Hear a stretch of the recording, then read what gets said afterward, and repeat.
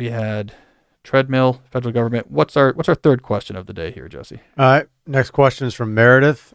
And she says, I'd love to reach a point in my career where I no longer need social media to raise awareness of my existence as a performer. Until then, how do I intentionally use social media in the meantime? Right. So I think what's relevant here is a demographic information on Meredith is she's a 27-year-old Broadway touring artist, which I take to mean she's in a touring company of a Broadway show. Uh, Meredith, I don't know the world of acting that well. I don't think for theater acting, social media is all that important for you.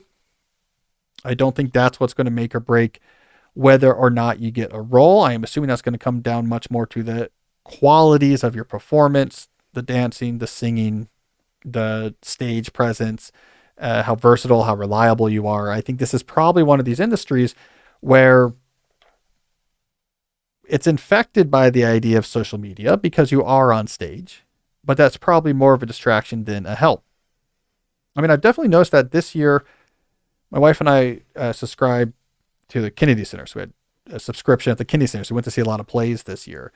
And everyone in the playbill has their Instagram handles. And I guess there's some sense of like, oh, you should be on here. I know there are some circumstances in movies aimed at young people having a big social media presence somehow helps if you're cast. I'm sure that's percolating down, but I can't imagine if you're a casting director for a touring company of a Broadway play that you're like, well, I mean, how many followers does this people have on Instagram? What you want is your play to work. So you really care about the actual attributes, acting skills the person actually has. I mean, maybe I have that wrong, but my sense would be, Meredith, don't sweat that. Your sweat instead should be preserved for practicing and getting better at your craft.